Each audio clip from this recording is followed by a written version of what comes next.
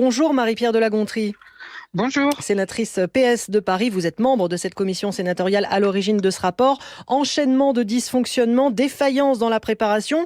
Là, vous chargez les autorités, donc le ministre de l'Intérieur, le préfet de police de Paris. Vous dites que leur analyse n'était pas la bonne. Alors, si vous voulez, si vous le permettez, ce qui est très intéressant, c'est qu'au fond, c'est la première fois qu'une institution, en l'occurrence le Sénat, fait une analyse extrêmement précise. On a passé des heures en audition, etc., de ce qui s'est passé. Parce qu'autrement, vous l'avez noté, c'est vous, la presse, qui avez fait ce travail, mais on n'a pas eu de lecture à la fois un peu officielle, formelle, documentée sur cet épisode-là. Et donc, ça fait honneur, me semble-t-il, au Parlement de mener ce travail. Ensuite, ce qu'on a vu, c'est que, à l'évidence, il y a des équipes très compétentes, mais il y a eu un problème, c'est certain, un problème de pilotage, qui d'ailleurs n'a toujours pas été reconnu. Ce qui est très frappant aussi, c'est que à ce stade, ni le président de la République, ni le Premier ministre de l'époque n'ont évoqué cet épisode. Il y a un problème de pilotage, qui est un problème ministère de l'Intérieur, qui est un problème préfecture de police, et on voit, même si les choses sont habillées différemment, que c'est sans doute une des raisons, sans doute pas la seule, mais du départ du préfet de police de Paris. Et donc, il y a comment est-ce que tout ça, alors qu'on a affaire à des professionnels dans chaque secteur, comment tout ça s'est coordonné, mis en place, anticipé, informé, etc., avec un tropisme particulier du préfet de police de Paris, qui est plutôt d'avoir recours à la force plutôt qu'à la discussion, mais c'est un autre sujet. Problème de préparation, mais aussi problème de communication, une fois que les événements ont eu lieu, c'est ça. Ils ont menti, clairement.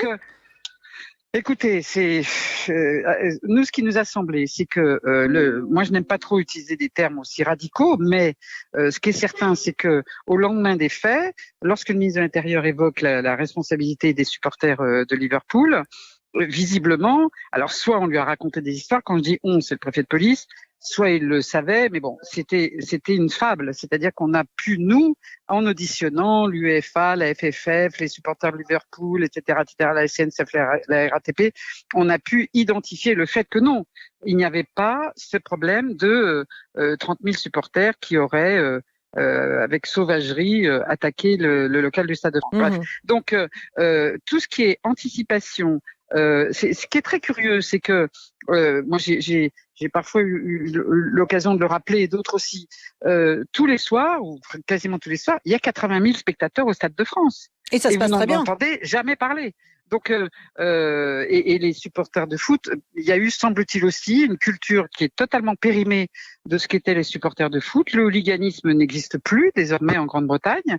Et donc, on a géré ça, semble-t-il, avec du maintien de l'ordre, sans travailler avec les clubs de supporters en amont. Enfin bon, d'où la quinzaine de recommandations. On a adopté le rapport, d'ailleurs, à l'unanimité, parce que il y a deux choses qui sont très importantes. La France est un pays qui est capable, évidemment, qui a le savoir-faire pour accueillir des manifestations de cet ordre, et deux, se profile notamment la Coupe du Monde de rugby l'année prochaine et les JO l'année suivante. Et oui. Avec votre rapport, vous pensez, Marie-Pierre de La Gontrie, maintenant il ne peut plus y avoir ce fiasco. Si la quinzaine de recommandations que vous faites sont suivies, il ne peut pas y avoir un nouveau fiasco. Nous le pensons vraiment. Et ce qui est important aussi, c'est que ce travail a permis de restaurer, de participer, ne soyons pas trop prétentieux, de participer à la restauration de l'image de la France dans le monde par rapport à cette affaire, parce que le silence des responsables publics fait que ces images ont été vues par 400 millions de téléspectateurs. Et quand on a reçu les clubs de supporters de Liverpool et de Madrid, ils nous ont dit: vous êtes les premiers à vouloir nous entendre. Donc il y a aussi cet aspect-là, c'est-à-dire l'image de la France. Oui, on a tout à fait le savoir-faire pour faire tout ça. Et non, il ne faut pas, parce qu'il y a eu un épisode qui n'a pas été géré de manière correcte, professionnelle, coordonnée, etc., il ne faut pas que cette image soit flétrie. Si dès le départ, les autorités avaient reconnu un raté, des erreurs, il n'y aurait pas eu d'affaire et pas eu de commission d'enquête ? Alors, ce n'était pas exactement une commission d'enquête, mais je pense que le problème, effectivement, n'aurait pas du tout été le même. Parce que c'est parce que le ministre de l'Intérieur nous dit mais non, etc., que je me dit mais attendez, c'est quoi l'explication ? Il aurait dû faire la transparence tout de suite, quitte à reconnaître qu'il y avait eu des loupés. Merci beaucoup d'avoir été en direct sur France Info. Marie-Pierre de La Gontrie, sénatrice socialiste de Paris et membre de cette commission sénatoriale qui vient de rendre son rapport après les incidents du 28 mai au Stade de France lors de la finale de la Ligue des Champions.